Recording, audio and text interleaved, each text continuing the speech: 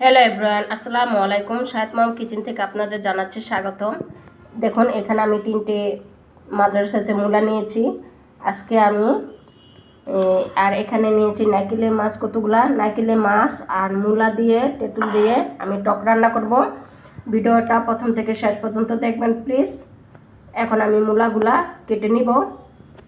মূলাগুলা ঠিক আমি এভাবে পাতলা পাতলা গোল গোল করে কেটে নিচ্ছি। এভাবে সবগুলা মূলা আমি কেটে নিব। মূলাটা কাটা হয়ে গেছে। এদিকে আমি একটা মাঝারি সাইজের পেঁয়াজ কেটে নিয়েছি। এখন আমি মূলাগুলা ধুয়ে নিব। চুলাতে একটা কড়াই বসে দিয়েছি, দিয়ে দিলাম সামান্য একটু পানি, দিয়ে দেবো সামান্য একটু হলুদ, মরিচের গুঁড়া, ধনিয়ার গুঁড়া, আর দিব সামান্য স্বাদ মতন লবণ। ভালো করে নেড়ে চেড়ে নিব যাতে বলক এসে পড়ে। এই পর্যায়ে দিয়ে দিব ধুয়ে রাখা নাইকেলের মাছগুলো। দেখুন বলক এসে পড়েছে। মাছটা একটু কষিয়ে নিব।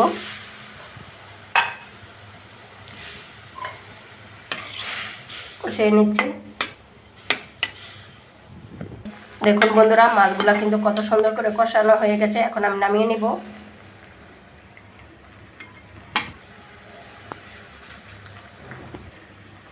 এভাবে সবগুলা মাছ আমি নামিয়ে নিব।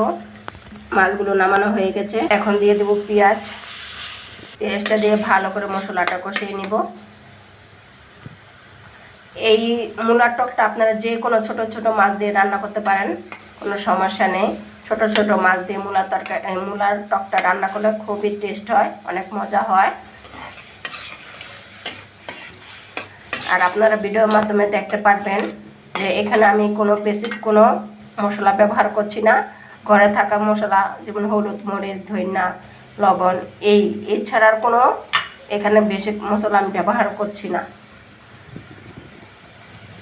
দেখুন মশলাটা কিন্তু কষানো হয়ে যাচ্ছে। আর হ্যাঁ, এখানে আমি কোনো তেলও ব্যবহার করিনি। আপনারা চাইলে তেলও দিতে পারেন, কিন্তু তেলটা আমি ভালো লাগে না, এই জন্য আমি দিইনি। তেল ছাড়া কিন্তু এই মূলার টকটাও খুব ভালো হয়। এ পর্যায়ে দিয়ে দেবো ধুয়ে রাখা মূলাগুলা। ভালো করে মশলার সাথে মিশিয়ে নিব। এখন মূলাগুলো একটু সামান্য কষিয়ে নিব 3 মিনিট। দেখুন বন্ধুরা, মূলাটা কিন্তু ভালো করে কষিয়ে নিয়েছি, সিদ্ধ হয়ে গেছে হাফ। এখন দিয়ে দিব পরিমাণ মতন পানি। দিয়ে দিলাম পানি পরিমাণ মতন। ভালো করে নেড়ে চেড়ে নিব। অপেক্ষা করব বলক আসা আগ পর্যন্ত। দেখুন মূলার টকটা কিন্তু বলক এসে পড়েছে। এই পর্যায়ে দিয়ে দিব আমি 5-6টা মতন কাঁচা তেঁতুল। আগে দিলাম যাতে সিদ্ধ হয়। এভাবে আমি আর 3 মিনিট রান্না করে নিব। এই পর্যায়ে দিয়ে দিব কষিয়ে রেখা মাছগুলা, দিয়ে একটু নেড়ে চেড়ে দিব। এখন আমি এই টকটা ভালো করে 2-3 মিনিট জাল দিয়ে নিব। এ পর্যায়ে দিয়ে দিব 4-5টা কাঁচামরিচ। আলতোভাবে একটু নেড়ে দিব। দেখুন টকটা কিন্তু প্রায় হয়ে এসেছে।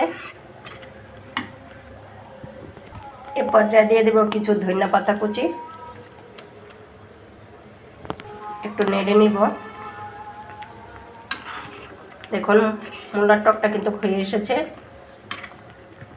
দেখুন বন্ধুরা, হয়ে গেছে আমার মূলার টক রান্না। কাঁচা তেঁতুল দিয়ে আর নারকেলের মাছ দিয়ে মূলার টক রান্না হয়ে গেল। ভিডিওটা যদি ভালো লাগে লাইক, কমেন্ট এবং সাবস্ক্রাইব করে দিবেন। চ্যানেলটা লাইক, কমেন্ট এবং শেয়ার করে দিবেন। চ্যানেলটা সাবস্ক্রাইব করে দিবেন। আজকে এই পর্যন্ত। আল্লাহ হাফেজ।